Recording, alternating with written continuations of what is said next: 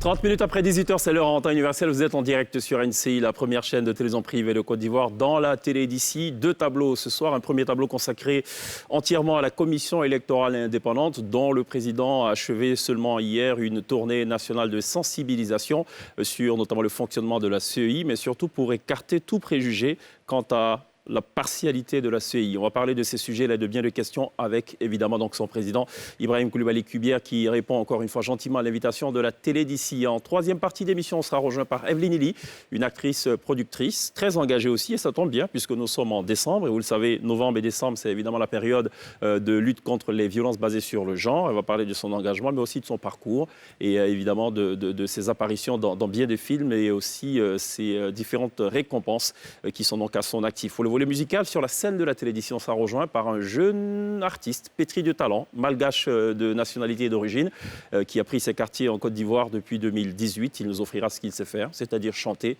et vous faire plaisir. Gliss est en place, Nketouké également, l'INSEE. Logiquement, normalement, en principe, on devrait vous offrir le meilleur de la télé, l'essentiel de ce que vous êtes toujours en droit de savoir ici. Bonsoir, bienvenue.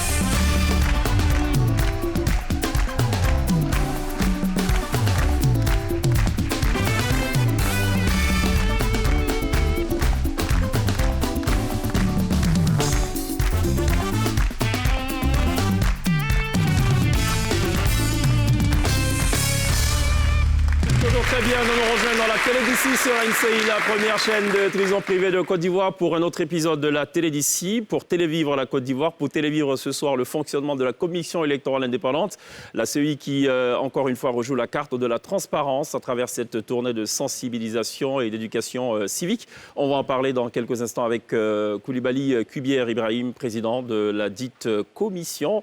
En deuxième partie, on l'a dit, on sera rejoint par Evelyne Illy. Entre-temps, on est avec Gliss, ça va ? Ça va et toi ? Je vais très bien. Nketouké, ça va ? Oui, ça va et toi ? Je vais très bien. J'essaie de limiter un peu en fait. C'est ça. Lindsay, ça va ? Ça va et toi ? Je vais très bien. Merci. Oui, je vais bien. On a tant parlé du 11 décembre, c'est samedi. Il n'a pas l'air stressé pour un chou, lui. C'est samedi, ouais. Le one-man show tant attendu de Nketouké, qui a décidé d'expliquer des choses qu'on sait, mais partiellement, des choses qu'on ignore, des choses qu'on méconnaît, des choses qu'on n'imagine pas savoir, qu'on n'imagine pas ignorer, qu'on saura peut-être, qu'on ignorera peut-être. Mais si on sort de là... Bon, je veux bien les idées.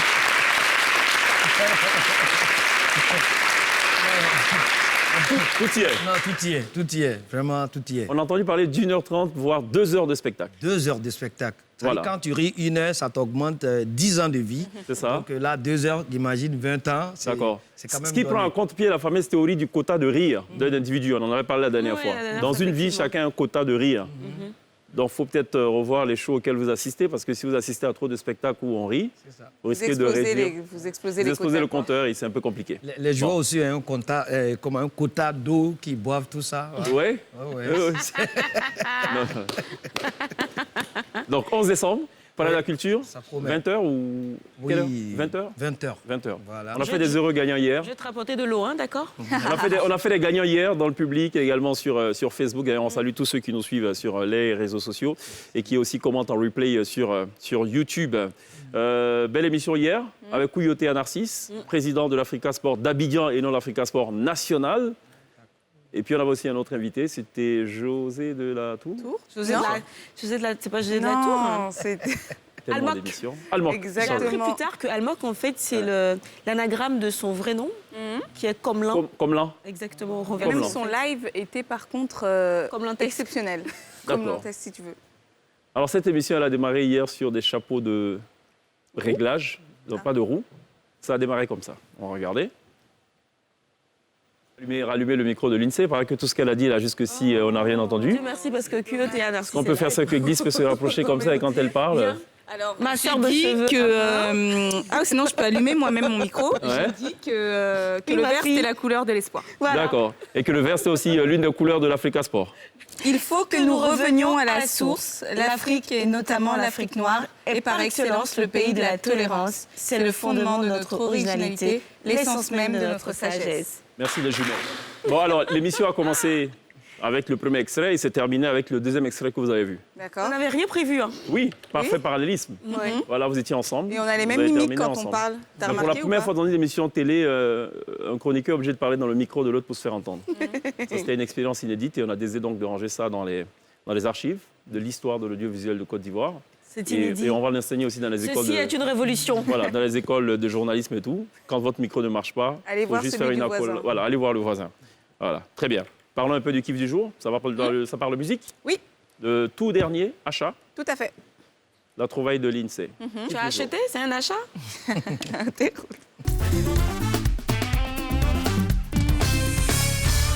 Ça fait quelques temps qu'on n'avait pas eu des nouvelles de la reine de la soul. Son dernier album date de 2019. Ça fait 2 ans environ. Elle est de retour sur le devant de la scène avec un tout nouveau morceau qui s'intitule Mayana. Nothing but I love, nothing but I love, nothing but a smile on your face. Cause we know, say, nothing but I love, nothing but I love, nothing but the love when we give. Cause we know, say, you'll never make it.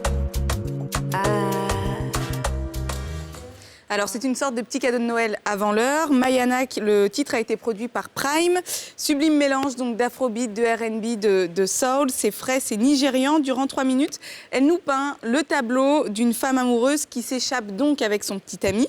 Le clip a été tourné à Lagos et c'est extrait de son nouvel album, le 5e album, qui devrait arriver sous peu. Et cet album, elle a décidé de le faire à un moment bien précis. C'est le moment où sa tournée a été mise en pause suite à la pandémie du coronavirus. Et c'est à partir de ce moment-là qu'elle a décidé donc de travailler sur des nouveaux morceaux de musique. Merci pour cette update musicale. L'INSEE a retrouvé donc toute la semaine dans le kiff du jour. Toute la semaine, du lundi au jeudi. Vendredi, Non. ce n'est plus l'INSEE, c'est autre Vendredi, chose. c'est la bagarre. C'est la bagarre. Voilà. C'est la Très bien. tigresse. Alors, l'INSEE a parlé tout à l'heure de Covid. La Covid qui fait encore parler d'elle. C'est le sujet de la Exactement. glissade de glisse. Oui. On peut en parler parle- maintenant. Ouais, mais si tu veux. Hein. Quelque chose avant ou on y va? On met le masque ou on y va directement? Allons-y, directement. Bon, alors, Cheikh, Yes. tu sais que depuis le 24 novembre dernier, on a découvert une nouvelle variante de la Covid. Omicron, ça s'appelle. C'était découvert en Afrique du Sud et à ce jour, on a découvert qu'il est présent dans les 5 continents. On a en Amérique, à la Maison-Blanche et aussi au niveau de l'Organisation mondiale de la santé. On pense qu'il ne faudrait pas s'inquiéter plus que ça parce que ça ne va pas faire beaucoup plus de cas que la Covid Delta. Par contre, il y a un professeur, un éminent chercheur qui n'est pas forcément de cet avis-là. C'est le professeur Michel Goldman, médecin et immunologue belge, président cofondateur de l'Institut pour l'innovation interdisciplinaire en santé de l'Université libre de Bruxelles, qui pense vraiment le contraire. Pour lui, alors cette variante est clairement contagieuse. Elle se transmet plus facilement d'un individu à un autre. Il ne sait pas encore quels symptômes ça entraîne et ne dispose pas encore suffisamment d'éléments permettant de déterminer s'il est possible qu'il induise des cas sévères ou pas. La bonne nouvelle, c'est que les enfants sont peut-être vecteurs, mais ils sont complètement épargnés par cette variante-là. Il semblerait toujours, selon le professeur Goldman, que Omicron soit moins sensible au vaccin. Du coup, on encourage toutes les personnes qui ont été éligibles pour la 3e dose de pouvoir le faire et même les personnes qui sont encore réticentes à aller se faire vacciner parce que la raison, semblerait-il, pour laquelle l'Afrique du Sud a été touchée par cette nouvelle variante, c'est parce qu'il y a un faible taux voilà, de vaccination dans ce pays-là. Et il y a 57 pays qui sont touchés par la variante Omicron, dont la France, 19 pays en Europe. Et dans l'un de ces pays, on a décidé d'y aller au taquet avec des chiens. On va détecter maintenant la Covid avec des chiens. Je ne sais pas si vous avez envie de savoir à quoi ça ressemble. Bien sûr. Il y a une vidéo Bien sûr, illustrative. ouais. Voilà. En cas des cas de savoir. Oui, oui. Ils ont pris leur quartier dans la zone des arrivées de l'aéroport d'Helsinki. Kosi, Mina et Iti, dont le jeu favori est de détecter les passagers atteints du coronavirus. Juste après avoir récupéré nos bagages, nous avons fait le test. Le chien va renifler votre odeur et vous aurez les résultats tout de suite. Donc restez à l'intérieur. La procédure, tout compris, prend moins d'1 minute. Ah non, mais c'est super, au moins on met plus de trucs dans le monde. vous explique très rapidement. Non, mais je trouve ça super, on met plus le Exactement. petit truc Non, dans non, le... Non, tu as une si, ça se fait lingette. après. Tu as une lingette que tu frottes là et on dépose en fait, c'est le chien, il renifle et quelques minutes plus tard, mais c'est très rapide. Moins d'une minute, je crois. Moins d'une minute, ouais. Celle qui expérimente ça dit que c'est beaucoup plus fiable que le test PCR. Mais en fait, c'est vraiment la phase d'expérimentation. Donc en fait, pour l'instant, ils ont 10 chiens et ils le font vraiment de façon très très réduite. Mais après, comme Cheikh le disait, il faut être soumis à un vrai test PCR. Quand on est déclaré positif par le chien, le nifleur, on passe un autre test PCR pour confirmer tout ça. L'idée, c'est de pouvoir mettre des chiens à des salles de vente, des salles de concert, des stades et tout, voilà. Et ce n'est pas n'importe quel chien, c'est des chiens qui ont été testés dans le dépistage du cancer dans certains hôpitaux. Voilà. Des chiens spécifiques et tout. C'est ça. Ici, peut-être qu'ils finiraient dans la marmite de quelqu'un ou dans des Glisse, franchement. Ici, c'est les pains brochettes, mais c'est pas grave, on va peut-être y arriver un jour. Mais il m'a dit qu'on appelle micro-ondes. Si c'est pas chien qui a senti ça. Non, au micro. On dit quoi, micro? Au micro. Ah, j'ai entendu micro-ondes. Au micro. Merci d'avoir été au micro, Glisse. Pour cette glissade. Il faut rappeler que ce reportage est un extrait d'un document réalisé par nos confrères de France 3. Pour la petite précision, sans aucune transition, on va déclassifier un peu d'autres affaires, puisqu'il est là en cas d'écart. L'événement, c'est le 11 décembre. Avant ça, il vous donne un aperçu de ce qu'il compte faire. Une déclassification, juste après ça.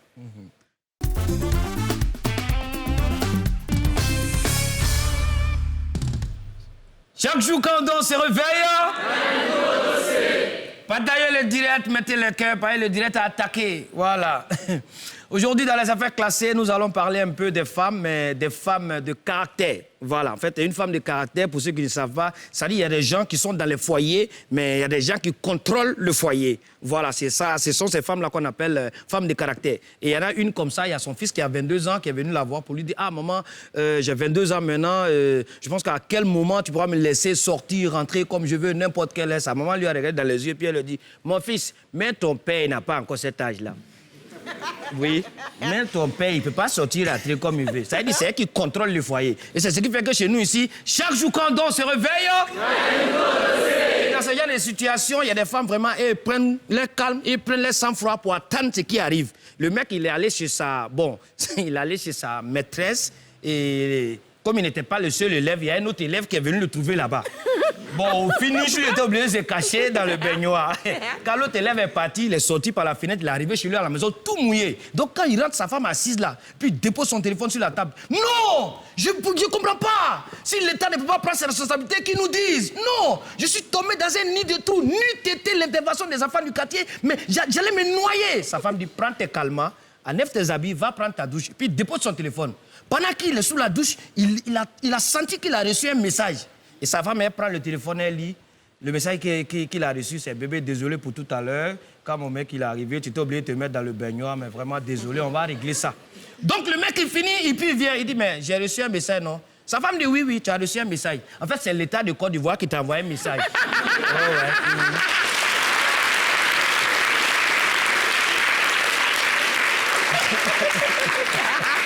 Chaque jour quand on se réveille, et là le mec il a vu que son foyer était en danger. Rapidement il est parti encore chez sa maîtresse pour lui dire que non vraiment ma femme est au courant de tout donc je voulais qu'on arrête, on arrête. Quand il est parti chez lui à la maison, la maîtresse dit non ça ne peut pas se passer comme ça. Elle lui a fait une note vocale. Donc ensemble on va écouter la note vocale. Oui. Il t'a dit il ne veut pas sortir au mari. Tu m'as dit non on n'a qu'à essayer, ça peut marcher. Gérard, aujourd'hui, je suis amoureuse de toi. Là, tu vas me dire que ta femme, c'est on n'a qu'à arrêter. Tu peux pas me dire ça. Gérard, tu peux pas me dire ça. Parce que déjà, mais je commence à aimer ta femme aussi. Donc, si tu m'énerves là, on va s'aimer à trois.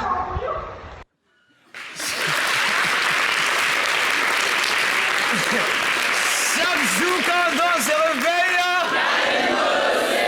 nous allons terminer, mais dans ces genre de situations, souvent, et la femme, elle décide de quitter le foyer. Il y a une comme ça, elle en avait marre, elle a décidé d'être femme de caractère, mais ça ne marchait pas. Donc, elle a quitté le foyer. Et quelques semaines après, son mec lui a envoyé une vidéo pour dire vraiment, tout se passe bien depuis ton départ. Donc, on va regarder ensemble la vidéo aussi.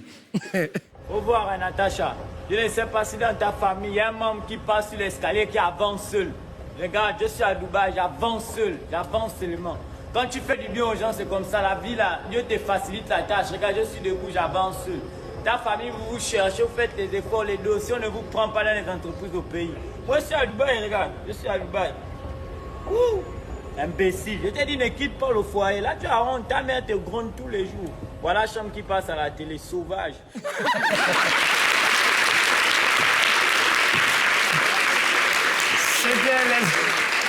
C'était les affaires classées, mesdames et messieurs. En cas de cas, retrouvez toutes les semaines dans la télévision annoncé pour un événement exceptionnel, le One Man Show, ce samedi à partir de 20h au Palais de la Culture de Trècheville. Un autre One Man Show que vous offre donc d'apprécier un K2K. On marque une pause, il y a la pub. Juste derrière, on sera rejoint par Ibrahim Koulibaly-Kubière, président de la Commission électorale indépendante. À tout de suite.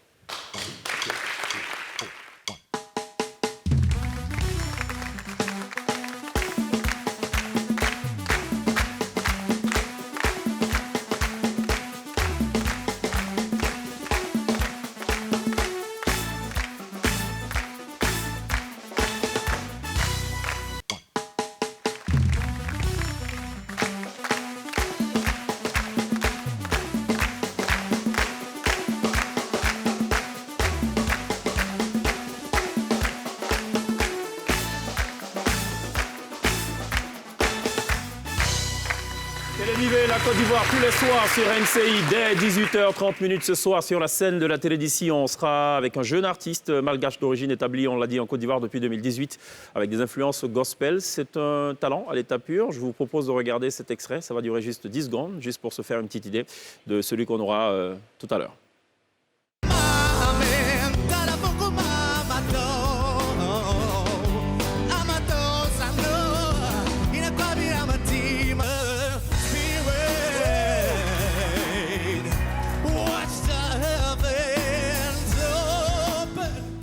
Miandril se nomme, il sera tout à l'heure l'invité artistique de la télé d'ici. J'ai deux informations. Juste avant cela, on a été rejoint par le président de la Commission électorale indépendante, Ibrahim Koulibaly-Kubière. Bonsoir. Bonsoir, monsieur Cheikh. Merci d'être là. Et merci à vous aussi. Encore une fois. Mais merci, vous nous offrez toujours la meilleure occasion de nous adresser à la population. Soyez en remerciés. J'ai failli dire fidèle à votre poste. En fait, fidèle à votre siège. Parce que c'est là que vous étiez quand vous étiez avec nous la fois précédente. Alors, je partage avec vous juste deux informations majeures. Ça s'appelle ici l'actu d'ici. La première information, c'est ce communiqué qui émane du ministère du Plan et du Développement, en lien donc avec le 5e recensement général de la population et de l'habitat, qui a débuté, il faut le rappeler, le 8 novembre dernier, qui a rencontré l'adhésion massive de la population, si l'on en croit le communiqué. Cependant, à l'issue des 21 jours initialement prévus, l'opération RGPH 2021 a connu des difficultés dans certaines localités, dont Abidjan. Et afin donc de permettre à l'ensemble des populations d'être recensées, le président de la République a donné des instructions à l'effet de la proroger du 28 novembre au 7 décembre, donc hier. Et cette période a permis aux agents recenseurs de faire une sorte de ratissage efficace, pour reprendre les mots de ce communiqué-là. Alors l'opération du dénombrement s'est bien déroulée sur l'ensemble du territoire national. Elle est remontée dans le serveur central du projet font état de 24 952 249 personnes recensées à date, sur une prévision de 29 105 787, soit un taux d'achèvement de 86%. À l'évidence, certaines populations ne sont pas encore recensées et soucieux donc de l'exhaustivité de cette opération, le chef de l'État a marqué son accord pour une dernière prorogation de la période de ratissage pour permettre donc l'enrôlement des cas résiduels. Si l'opération de recensement des populations et de l'habitat se poursuivra jusqu'au 14 décembre prochain. Et eu égard donc à l'état d'avancement de l'opération, 29 900 agents de terrain sur un total de 36 134 sont donc démobilisés. 7 000 vont donc se charger du dit ratissage. Peut-être un lien entre recensement général de la population et listing électoral? Ah oui, bien sûr. Vous savez, la liste électorale émane du nombre de citoyens dans la nation. Et c'est de ce recensement qu'est déduit les citoyens qui sont en âge de voter. C'est cela. Donc, nécessairement, il y a un lien. Il y a un lien, il y a une corrélation. Oui. Deuxième actualité qui va faire plaisir à l'INSEE, ça va parler d'incivisme routier. La première aussi, hein, parce que comme je le disais en réunion, j'ai toujours pas été recensée, donc j'attends. C'est ça. C'est jusqu'au 14 décembre. Voilà, l'INSEE est sur la liste de ceux qui n'ont même pas été visités. Oui, c'est ça. Voilà, parce que quand ils passent, les agents, je pense qu'il y a quelque chose qu'on mentionne sur la porte d'entrée. Alors, deuxième actu d'ici, 300 000 cas d'infraction ont été enregistrés depuis le lancement de la vidéo-verbalisation en septembre dernier. C'est ce qu'indique le directeur général des transports terrestres de la circulation, Lucien Thiessé, qui a donné cette information hier. Alors, la phase de répression a fait son effet visiblement. Avant cette phase, des tests avaient été réalisés sur 6 mois, de mai 2018 à janvier 2019. Près de 1 300 000 infractions avaient été enregistrées par le système d'Abidjan. Et depuis la phase de répression, nous sommes à 300 000 cas d'infraction et le taux de règlement est de 80%. Et ce système, conclut donc le directeur du transport, a assagi les usagers de la route. Les infractions sanctionnées, il faut le rappeler, sont entre autres les fautes, les contraventions et les dispositions contraires à la réglementation de la circulation sur la voie publique. Le taux d'accident a connu aussi une tendance baissière depuis l'entrée en vigueur de la vidéo-verbalisation. 545 cas d'accident ont été enregistrés en septembre, dont 15 personnes tuées, 570 cas d'accident en octobre dernier, dont 14 tués. Je termine avec donc cette autre information communiquée par Lucien Thiessé qui annonce qu'après Abidjan, la vidéo-verbalisation sera progressivement déployée à l'intérieur du pays. Il exhorte les usagers de la route à s'approprier le dispositif de vidéo-verbalisation pour éviter les accidents. Une information, un appel qui semble avoir été reçu 5 sur 5 par un type d'individu. Je propose de regarder cette vidéo.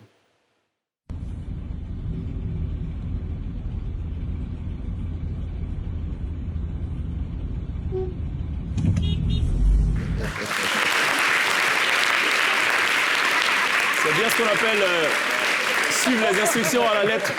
Et ce n'est pas plus mal. C'est pas plus mauvais en tout cas. Voilà, c'est cela. Alors, vous revenez d'une tournée nationale de sensibilisation et d'éducation civique. C'est ça. Du 23 au 7 décembre, donc jusqu'à hier. En 10 étapes. Abidjan, Gagnoa, Korogo, Mans, en tout cas, c'est ces villes qui comptent. Qu'est-ce qui a motivé ce roadshow? Vous savez, M. Cheikh, selon le constituant ivoirien, l'élection doit être porteuse de paix. Parce que c'est l'élection qui est cette opération qui permet aux citoyens de choisir son gouvernant. Donc, en tant que tel, l'élection ne devait pas être porteuse de guerre. Sauf que dans la réalité, on a constaté que l'élection pouvait apporter la guerre. Alors, la commission en charge des élections s'est donc posé cette question. À quelles conditions l'élection peut-elle être un instrument de paix? Nous avons identifié 2 éléments. D'abord, il faut que l'élection soit appropriée par la population.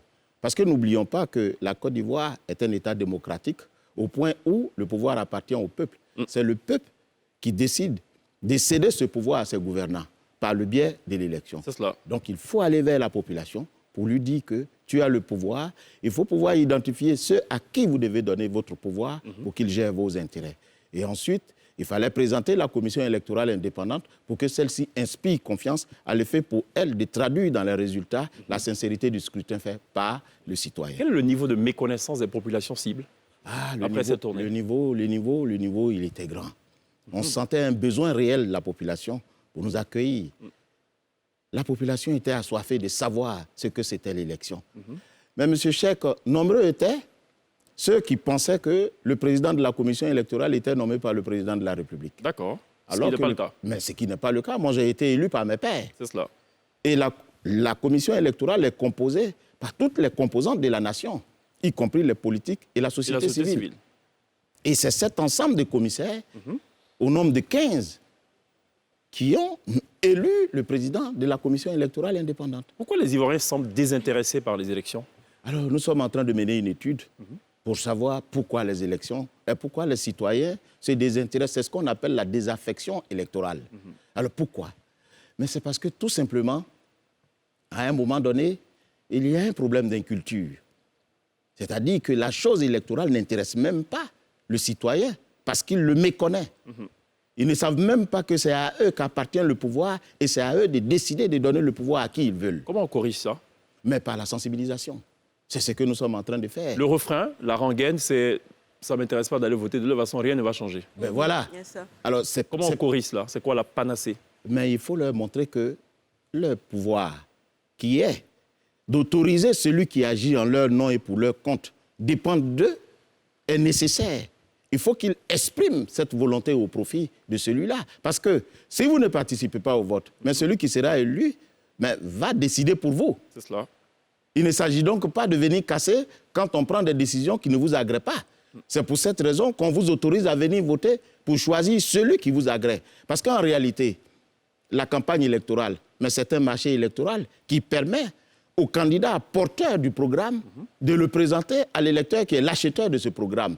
Et en contrepartie, le citoyen lui donne son pouvoir. Alors, si vous n'êtes pas présent, mais quand il est élu, si vous êtes 100 et qu'il n'y a que 10 qui sont élus, et que, comme on appelle, qui sont électeurs, et que le candidat a eu plus de 5 voix, mais c'est ce candidat bénéficiant des 5 voix qui va s'imposer, qui va régenter votre vie de tous les jours pendant 5 ans.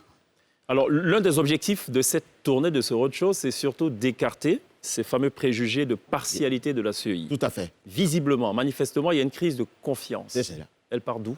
Elle part de ce qu'on ne sait même pas comment la commission électorale fonctionne. Voilà pourquoi, dans notre mission, nous avons présenté la commission électorale indépendante pour dire qu'il y a 2 raisons pour faire confiance à la commission. La première, c'est que les membres de la commission bénéficient d'une certaine sécurité. C'est ce qu'on appelle la garantie statutaire. Quand la commission est créée, elle est représentative de toutes les composantes de la société. Ça veut dire que nous tous, on se contrôle. Ça, c'est 1. Et de 2, quand le citoyen, le membre de la commission est désigné, immédiatement, il bénéficie de l'inamovibilité. C'est-à-dire qu'on ne peut pas mettre fin à son mandat pendant les 6 ans. Et troisièmement, il bénéficie de ce qu'on appelle l'immunité d'irresponsabilité. C'est-à-dire qu'il ne peut pas être poursuivi, jugé ou arrêté pour des faits émis par lui à l'occasion de l'exercice de ses fonctions. Et quatrièmement, il bénéficie de ce qu'on appelle l'immunité de poursuite. C'est-à-dire que s'il a commis des faits antérieurs à sa mission et que les faits instruits par le procureur de la République le trouvent au moment de les juger à la commission électorale, on sursoit à statuer jusqu'à ce qu'il finisse sa mission. C'est cela. Voyez-vous, il y a autant de garanties en ce qui concerne la commission. Mais en retour, la commission donne la transparence dans son mode opératoire et la sincérité. La transparence, c'est la possibilité reconnue à tout citoyen d'avoir accès à toutes les informations. Voilà pourquoi nous partons vers la population pour leur dire de venir à la commission, de s'imprégner de la matière électorale, parce que ce sont eux qui sont détenteurs du pouvoir. C'est cela. Et la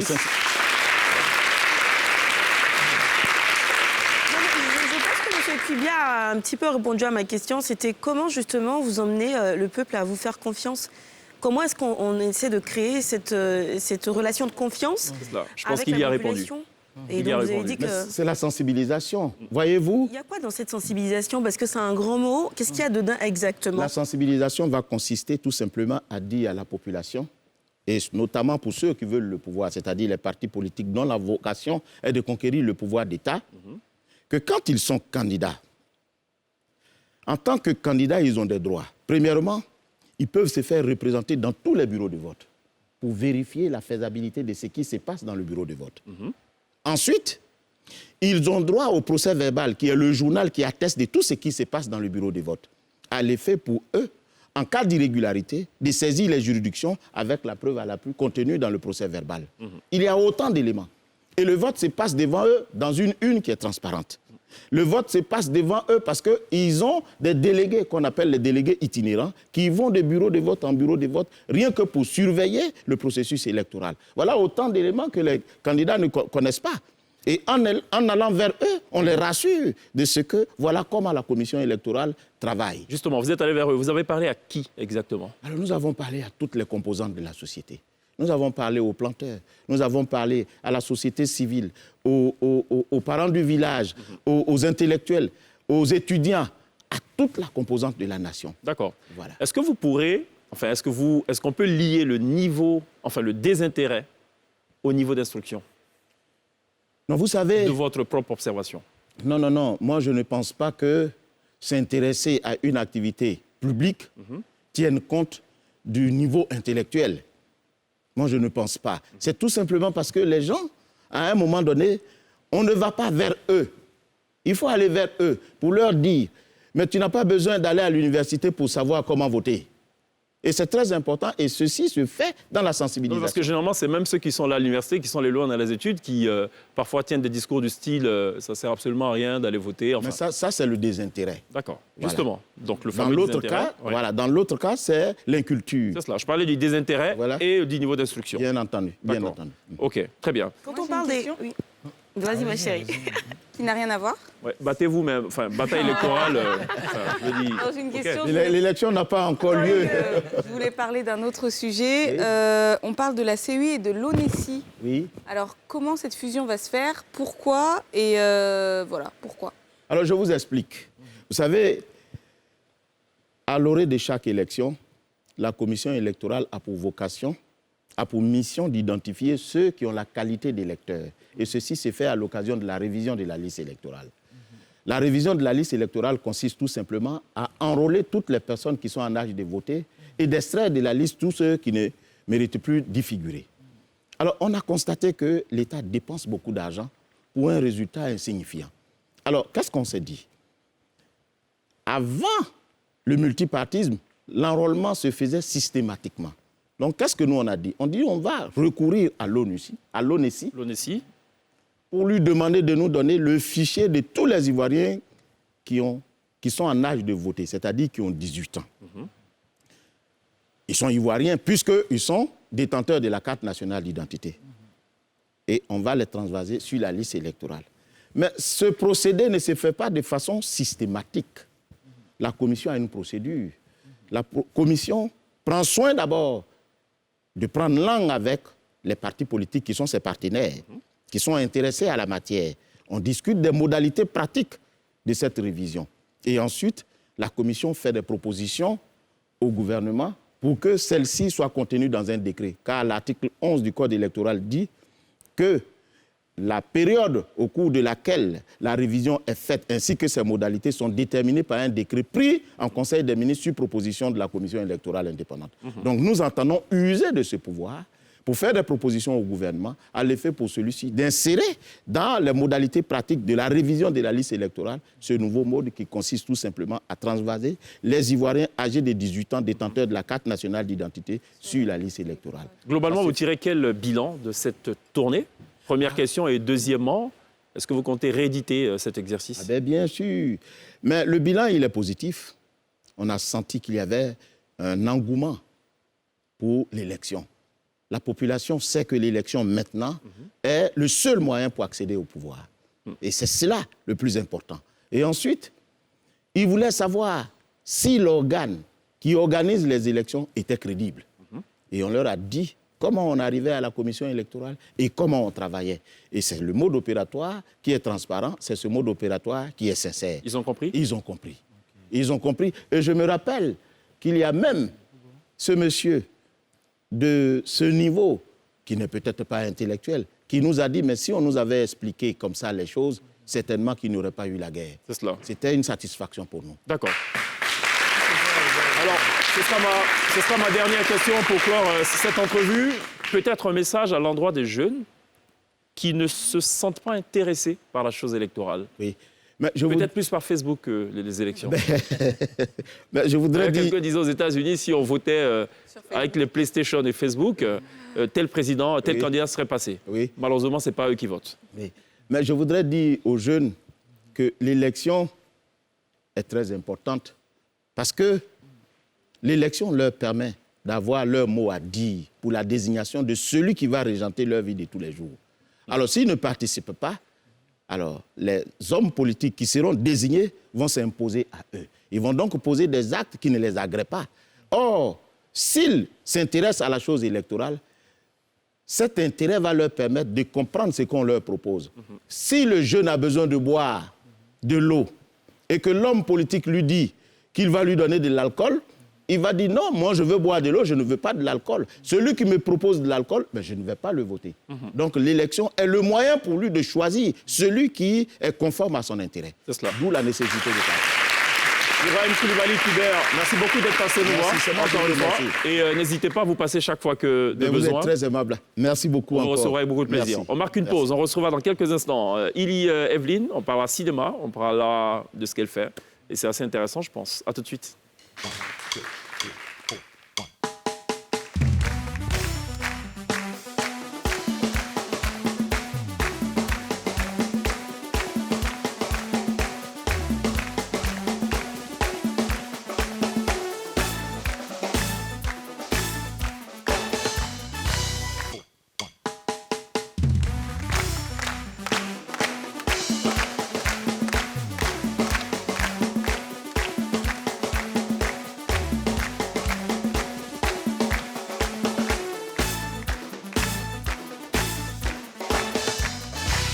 Retour sur le plateau de la télévision pour télévivre tout ce qu'il y a de talent et de talentueux en Côte d'Ivoire. On prend toujours plaisir à recevoir des invités qui se distinguent dans leur domaine respectif. On va parler à présent cinéma. On va parler à présent cinéma. 7e art. 7e art. Ouais, On va parler c'est ça. de ça et de beaucoup d'autres choses. Je suis très heureux de recevoir Hailey Evelyne et non Illy Evelyne. Evelyne Hailey. Evelyne, C'est pareil. Hailey C'est la Evelyne. liaison en fait, Evelyne Hailey. Et ça donne quoi alors? C'est quoi la bonne prononciation? Evelyne Hailey, tout simplement. Evelyne Hailey. D'accord. Ça vient d'où Hailey? Hailey, bah, ce sont les initiales de I love you. J'adore. Ah C'est pas ah. trop parce que j'ai beaucoup d'amour à donner et à recevoir. D'accord, très bien. Evelyne Hailey qui va nous offrir beaucoup d'amour ce soir. On espère que ça va bien se terminer, cette affaire. Alors, avant de préparer cette émission, ou du moins quand on préparait cette émission, on cherchait des photos d'Evelyne Hailey. Ok. Donc, on a découvert ces photos-là. Donc, elles vont défiler. Donc, il y a eu cette photo. Il y a eu une autre en plus. Il y a eu différentes photos. Et Donc, puis- toujours visage fermé, pas de sourire. On s'est posé beaucoup de questions. Oui, c'est À 90%. À hein. 90% dit, mais c'est qui cet invité qu'on va recevoir qui ne va pas sourire en plateau? Fort heureusement, on est tombé sur cette photo-là, juste avant l'émission. On a dit, ah, ouf, alhamdoulilah, elle sourit. Et donc, c'est bon, tout va très bien se passer. Je propose qu'on regarde ce que fait Evelyne Hailey. Ça s'appelle le medley. On va regarder, c'est un petit condensé de quelques apparitions que tu as faites. Et puis, on débriefe juste après. De temps en temps, quand ces petites billes explosent à l'intérieur de son corps, la douleur envahit tout son être. Qu'est-ce que tu as envie de dire?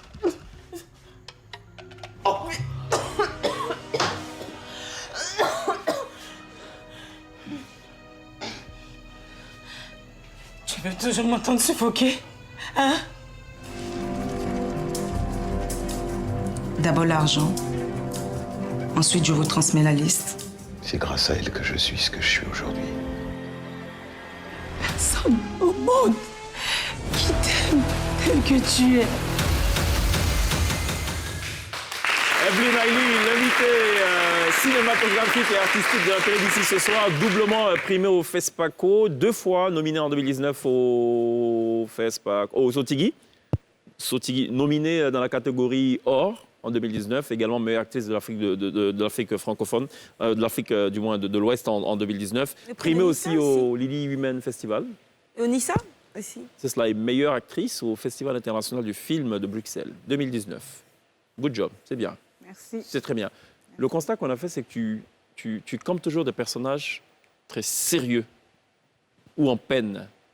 Jamais des personnages Toujours loufoques. dans des drames en fait, en quelque sorte. On pourrait le dire, drame. Pourquoi? C'est un choix personnel ou c'est comme ça que les directeurs de casting te voient? Merci. Je pense que quand on a une proposition de travail, c'est une affaire de profil. Donc, on te propose un rôle dans lequel voilà, on pense que tu t'inscris. Et je pense que c'est une suite de beaucoup de choses. Un réalisateur, quand il regarde le travail précédent, il peut être inspiré dans le même axe et de se dire « Ah tiens, j'ai un projet similaire, je souhaiterais voilà, qu'elle rentre et elle campe ce rôle ». Après, en tant que comédienne, voilà, je choisis quand même des sujets à thématique engagée. Voilà, je ne fais pas que ça, C'est cela. mais c'est un leitmotiv. Et voilà, je me dis qu'à travers le rire, oui, on passe des messages, mais si on peut le faire sérieusement aussi, je m'inscris totalement là-dedans. Ça veut dire qu'on risque pas du tout de te voir sur des rôles où on rit. Ah si, non? absolument, je suis comédienne, donc tout ce qui arrive à Mais moi... tu as une préférence pour tout ce qui est sérieux. C'est juste de le dire et de le penser ou pas? Bon, je dirais, je prends mon travail au sérieux, voilà. Donc ça peut transparaître dans les rôles que je joue, mais voilà, je pense que j'ai fait une série qui s'appelait Blog, qui était totalement décalée, qui n'a rien à voir avec ça. Donc je peux m'adapter, quel que soit le rôle. D'accord. Tu as parlé tout à l'heure de ton engagement. Je sais que tu as produit Résolution, qui est aussi une sorte d'engagement dans le combat contre les violences basées sur le genre. Ça tombe bien parce qu'on est en novembre, décembre, donc c'est le mois et tout. Pourquoi un tel engagement? Il y a une histoire? Alors, je pense que, comme j'aime le dire, on n'a pas besoin de vivre la violence pour en parler. On a tous un ami, un frère, une sœur qui bat ou qui se fait battre. Donc, moi, en tant que comédienne et ayant décidé de passer à la production, j'avais souhaité voilà, montrer un sujet qui est parfois, on va dire, présenté mal ou toujours de façon assez délicate et douce, alors que ce sont des thématiques très sérieuses que des femmes aborder avec beaucoup de traversent sérieux. tous les jours. Et c'était important pour moi de produire ce premier film ivoirien qui traite de bout en bout de la violence sans tabou. J'ai beaucoup de... Alors, j'ai 2 papiers ici qui reviennent un peu sur ta filmographie.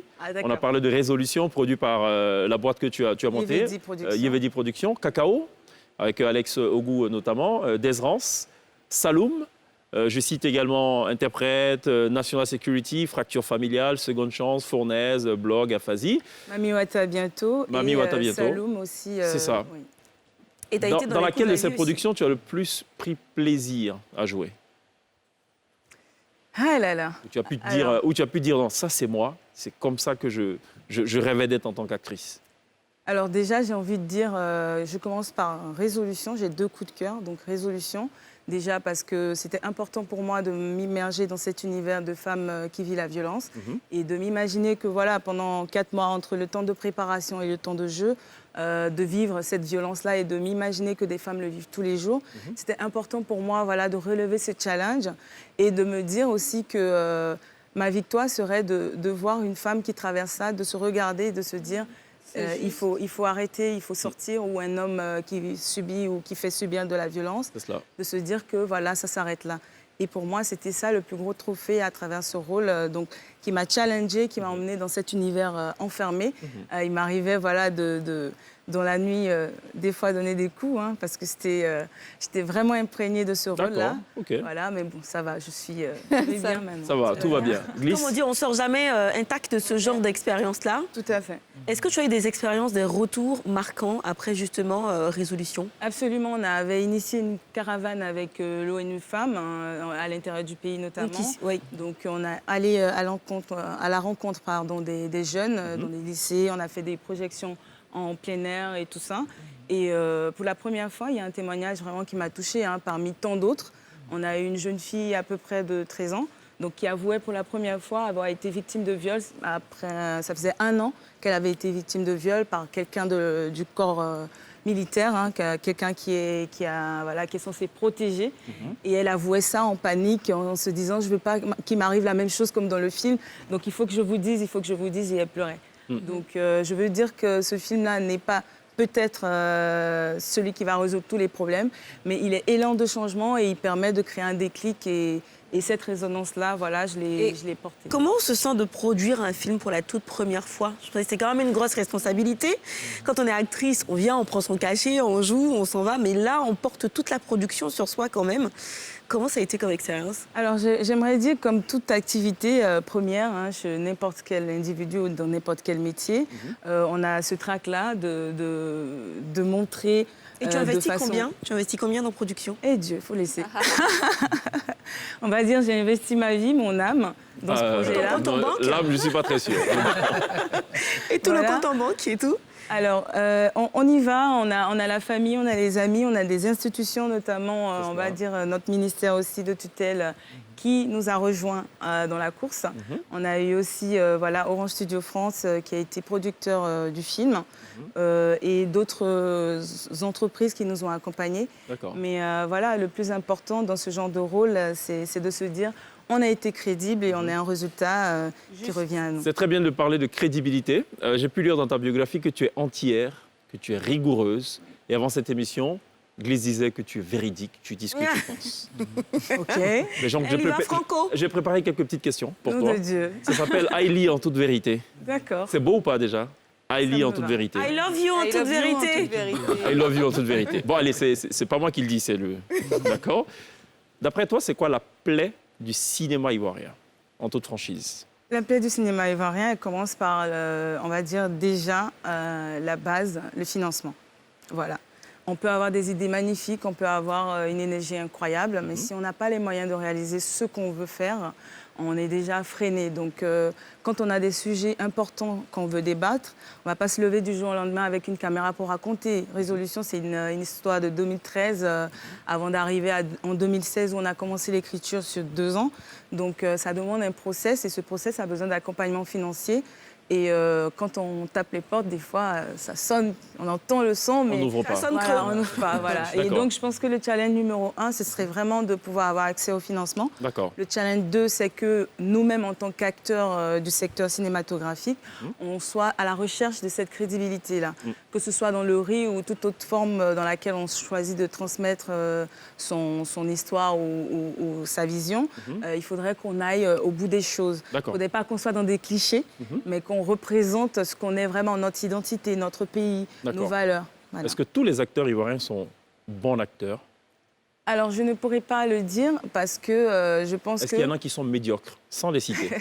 Alors, je ne pourrais pas répondre à cette question de façon directe, mais ce que je peux dire, n'importe qui, aujourd'hui, dans le milieu du cinéma ivoirien, peut se présenter à la télé. Après, n'importe qui n'est pas bon acteur. Donc, ça nécessite du travail, ça nécessite un intéressement particulier. Tout le monde peut devenir acteur du jour au lendemain, mais tout le monde ne peut pas être bon acteur. Je repose ma question. Est-ce qu'il y a des acteurs qui sont médiocres? Mais comme dans tous les domaines, je pense qu'il y a des médiocres. Donc, il y a des acteurs médiocres. Totalement. OK, j'ai ma réponse. Ouais. Est-ce que les acteurs sont bien rémunérés? Alors, ça va dépendre, on va dire, des projets qui se présentent. Comme je vous disais, on a un problème de financement. Donc, pour l'instant, on est vraiment tous dans une énergie de vouloir montrer, de vouloir faire. On a faim, on a soif de travail. Donc, on s'accroche à des propositions, que ce soit décentes ou pas, pas intéressantes. On suit le flanc, mais... Voilà, on n'est pas spécialement encore rémunéré à la hauteur de notre talent. D'accord, je retiens cette dernière phrase. Mais je pense qu'il y a certaines productions qui se démarquent et qui essayent de donner le minimum aux acteurs pour les mettre en lumière. Tu combats la dépigmentation, pourquoi? Tu n'aimes pas les femmes qui se dépigmentent? Et les hommes aussi qui se dépigmentent? Alors, ce n'est pas que je n'aime pas ces personnes. Je n'aime pas juste le fait de changer d'identité. Pour des raisons, on va dire, de clichés, de beauté. Je pense que... J'ai une réponse pour toi après. Et puis c'est aussi dangereux pour la santé. Je me dis que chacun est libre de faire ce qu'il veut de sa vie, mais moi, j'ai décidé de prendre soin de la mienne et notamment de ne pas me dépigmenter. Donc, je suis contre, mais pas contre ceux qui le font. Parce qu'ils font... Ah, bon, nuance, OK. Difficile à percevoir, mais bon, OK, on va noter cette réponse-là. Pourquoi le combat contre les VBG? C'est une expérience personnelle vécue?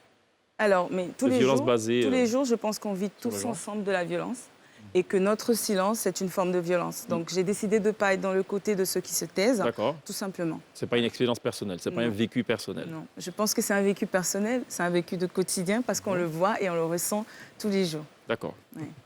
Glisse, qui avait des questions? Non, mais je disais par rapport à la dépigmentation, ça n'a rien à voir avec changer d'identité ou quoi que ce soit. Pas dans tous les cas, en tout cas. Tu me diras, hein, tu sais que Cléopâtre et Néfertiti se blanchissaient la peau.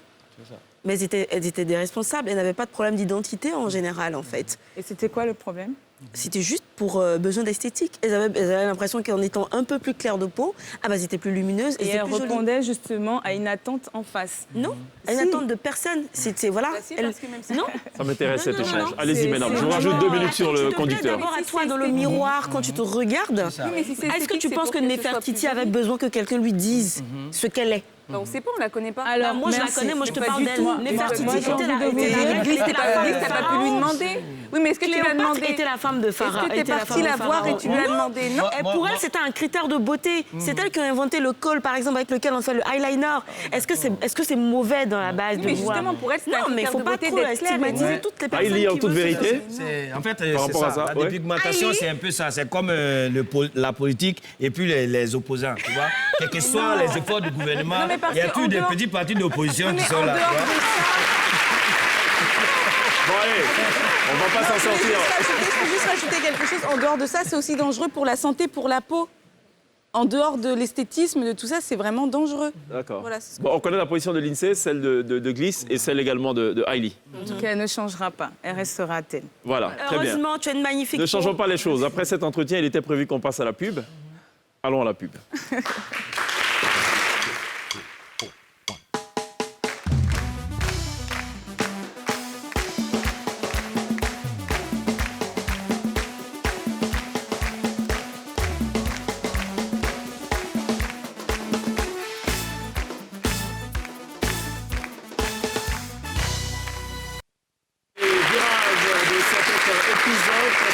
Premièrement, au fonctionnement de la CEI et surtout à cette tournée de sensibilisation à l'éducation civique et à la question électorale. Et partiellement, secondairement, à Hailey Evelyn, actrice, productrice, qui répond gentiment ce soir avec son sourire. Elle sourit, voilà, pour ceux qui en doutaient. Voilà, et elle arbore un sourire qu'on lui conseille d'ailleurs de garder tout le temps. C'est une bonne chose d'ailleurs. Elle est sur quel projet en ce moment, Hailey Evelyn? Alors déjà, ce vendredi dernier, nous avons présenté une pièce théâtrale, le réalisateur Alex Ogo et moi, à l'Institut français. Et cette pièce intitulée « Oh mon Dieu » avec pour objectif de collecter des fonds pour aider des enfants autistes. Voilà, un centre défavorisé à Grand-Bassam qui s'appelle Maria Reconfort.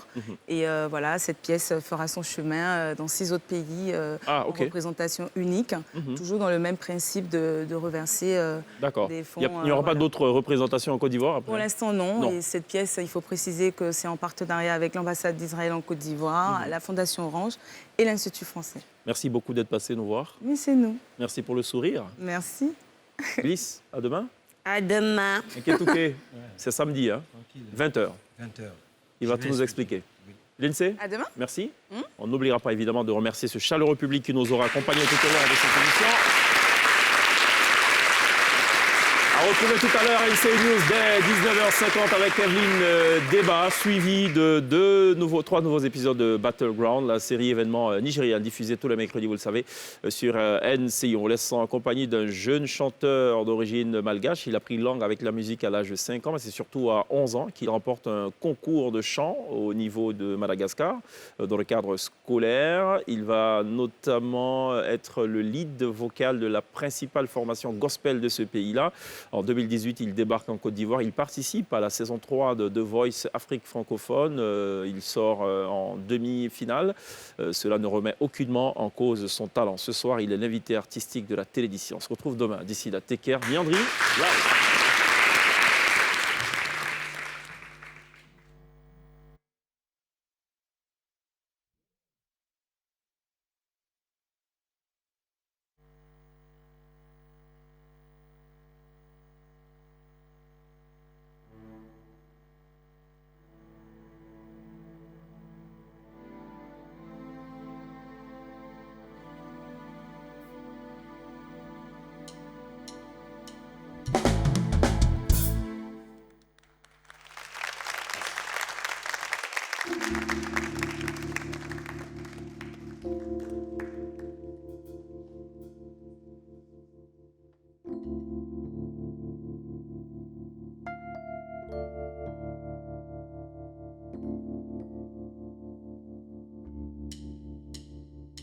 Ne pense plus, tu fais de mal, ce plein n'y pense plus.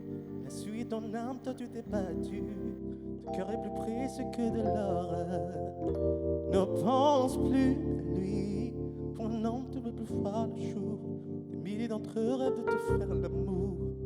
Ton corps est aussi beau que l'or. Que l'or.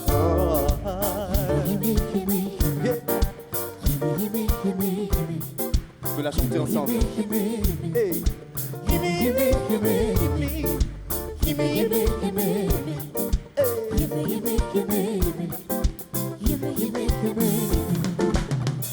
Encore tu pleures pour une histoire de love.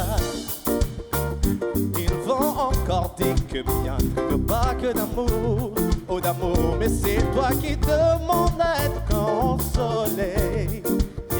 Moi je suis ton ami et les amis font ça toujours. Donc on va parler. Tu t'es pris en 4 pour un salaud. Et pauvre tu t'es donné sans compter. Lui il a planté le couteau et il a regardé ton sang couler. Et depuis tu ne sors plus. J'ai demandé à ma dit tu ne manges plus, yeah. Mon avis tu roulais. Oh, ne pense plus à lui. Tu fais de mal, ce peine n'y pense plus. Il a sué ton âme, toi tu t'es battu. Ton cœur est plus précieux que de l'or. Ne pense plus à lui. Pour un homme, tu veux plus voir le jour. Des milliers d'entre eux rêvent de te faire l'amour. Ton corps est aussi beau que l'or. Que l'or.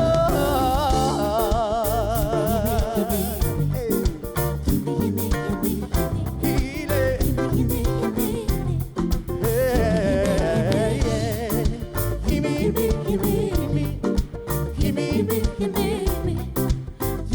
Gimme. ta mort, tout ça pour un petit triste. Je n'aurais jamais pensé qu'une femme comme toi puisse tomber aussi bas. Tu l'aimais, lui il t'avait payé. Aujourd'hui tu le maudis. Moi c'est toi que je maudis. Et tu vas comprendre pourquoi. Personne ne t'a forcé à rester. Non, non, personne ne t'a forcé à rester. Tu étais tellement fier de vous, fier de vous. Aucun homme ne pourra te faire tomber. Non, non, aucun homme ne pourra te faire tomber. Dès la vie de ta mère, le bijou de ton père.